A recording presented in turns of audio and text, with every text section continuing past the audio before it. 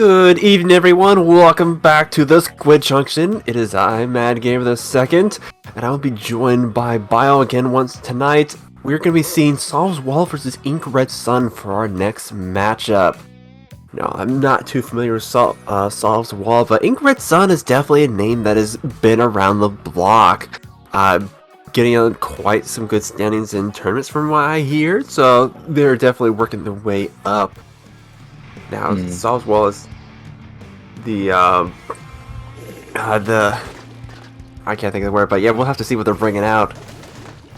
Yeah, definitely. Ink Red Sun is they are well known for both their Splatling player and their Flex players, and that is exactly what we're seeing coming out with double Splatling composition alongside the Splash and Machine, with Solve's Wall looking to push a more unconventional Forge Fluttershy Pro comp. That's definitely not what you see every day, but both teams are exchanging some crabs here, looking to see which can get the upper hand, and it will be Solve's Wall actually getting going a 3v2 against Red Sun, as Red Sun get their Nautilus and their Machine picked off, and it will be the first zone cap going to Solve's Wall. Yeah, Solve's Wall, as you said, they're running that pretty unconventional comp with the Forge, but they are going to be losing 3 of their members to Red Sun, and Red Sun is going to just be able to clean up and start gaining that map control back. We'll have to see with the Nautilus and the ballpoint comp, how far are they going to be pushing up, or are they going to be trying to stay around the mid area? But the ballpoint is certainly moving on up with that Inkjet, trying to find a pick against the Crab and just keeping them from really utilizing those specials to their advantage. Oh no, yeah, for sure. We're seeing, Ink Red Sun is pushing up really, really aggressively. This is what you need to do on this map. You need to take the opponent's platform, the opponent's plat, really aggressively and hold it for as long as possible. That's what you really need to establish a good lockout on this map. And we're seeing Ink Red Sun do that beautifully until the both Splatlings get shut down by that Booyah Bomb. And even with the Crab Tank, Solve's Wall are just going to counter with a Zuka. They're going to counter with aggression from the front and flip the zone back and buy themselves a little bit more time, giving Ink Red Sun a penalty of 60. Oh, but then Red Sun just comes back and gets another 3 down off of Solve's Wall, make that a delayed wipe, and although they had quite the hefty penalty taken on top of them, but they're still going to be in control of the zone, and they honestly don't have many points left to get that KO, so like they're able to get through these penalty points, and look, by the looks of it, they're certainly putting on the aggression once again. Solve's Wall is going to have to really make a play soon if they want to stay in this match. No, yeah, for sure, but I mean, they are doing a great job of punishing Red Sun's positioning. You just see them constantly getting picks on the Splatlings, but it's not enough. They need to get more picks onto their main front line, onto the people that are supporting the team, and we're just not seeing that. That's 3 down the side of Solve's Wall. Ink Red Sun is all that up. That's a wipeout, and just like that, folks, that is going to be game 1 going to Ink Red Sun. I mean, Solve's Wall really tried there, but even with Red Sun overextending a bit and getting that Nautilus and that ballpoint picked off regularly,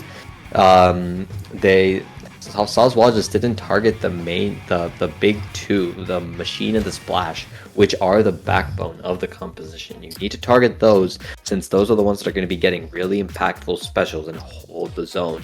And we just didn't see Solve's Wall do that enough. No, absolutely. Like, they had some good... Well, they definitely had some good teeth fights able to take back the zone, but as you said, like, they just weren't able to get the picks on those front lines, and so they were able to come back and get the picks on them instead, and so that just left them in a really unfortunate position that allowed Red Sun to get that KO in the end. No, yeah, sure. Yeah, for sure. And yeah, no, but honestly, congrats to Red Sun. They played that double spotting competition really well, playing it really aggressively, which is what you need to do when you have 2 mid lines, that back line, and that Splash. You guys need to play it. They need to play it really aggressively, pushing up with those specials and get some good positioning on key areas of the map, which we saw them do on Solve's Wall flat. But regardless, we are now going on to game 2, Sturgeon Shipyard Tower Control. Definitely a competitive classic, much like we saw last round with Inkblot Art Academy Tower Control. A lot of teams like this map. It's really comfortable, it's really simple, it allows for a lot of diverse strategies. So honestly, a lot of things could happen here. What do you think we're going to see here in terms of compositions here, Ahmed?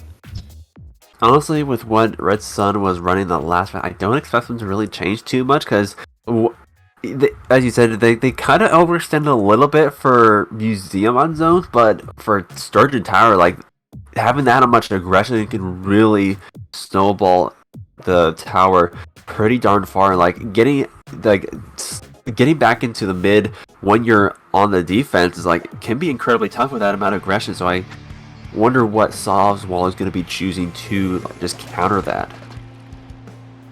No, definitely, and yeah, like you said, Inc did decide to stay with that Nautilus. Actually, I'm not going to lie, I wasn't expecting that. If they were going to switch off of one of the Splatlings, I was going to think that they were going to stay with the Ballpoint and ditch the Nautilus, since Ballpoint is the superior Splatling right now.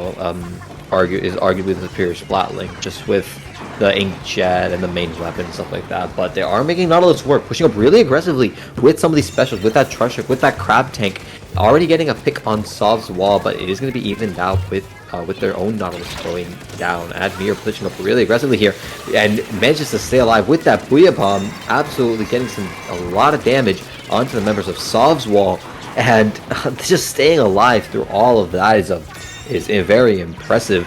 And Sov's wall, sure they get a Booyah Bomb on tower, but Red Sun is holding on to mid very, very well with that map control, with those specials, with that man advantage, and just punishing Sov's wall every attempt to get back into mid.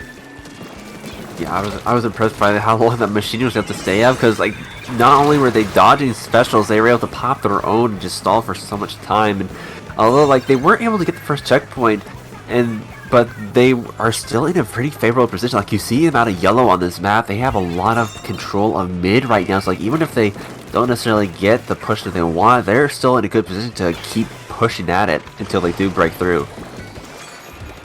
No, yeah, definitely. That's what we're seeing with Red Sun. They're not that flashy, but they do keep it consistent. They play the long game. They do go down. They go like 2 or 3 down. But what's important is that they hold mid. They keep up that pressure on Sov's wall, and eventually they will break through, which is what we're seeing. Sov's wall get wiped out. Red Sun pushing up so aggressively. Look at where Nico is with that Nautilus. They might not get a pick, but just their raw presence is enough. 3, 2, 1, and that's another knockout for Red Sun here. Congratulations to them. That was a beautiful overall play there. Just keeping up that pressure very slowly but surely, pressuring Sov's wall until finally there's a little bit of a crack in that wall, pun intended. And Red Sun can just take that advantage and run with it, which is what we just saw. No, absolutely. Like they were definitely very aggressive. They're definitely pushing Sov's wall quite a bit, but like it didn't really overextend. Like they kept a good solid control of mid. They just kept good solid control in general, and so like as you said, even though if they went several players down, like they were able to spring back up almost immediately. And then once they did start chewing through those checkpoints, and like the wipeout was just the green light, the go, and then we saw the Nautilus and the one of the other players just go right into the base, and that just diverted so much of Sov's wall attention that they were not able to really stop that tower from getting that KO. No, yeah, definitely. It's just Sov's wall were not able to keep up with Red Sun's raw aggression. We just saw them just honestly, not only in terms of game sense, but also mechanically outplay Sov's wall in a lot of places, which just didn't let Sov's wall get a foothold once Red Sun started pushing up aggressively. But regardless, we are now going to be going into a short break as we move straight into our round 3. So we will be right back, folks. Stay tuned.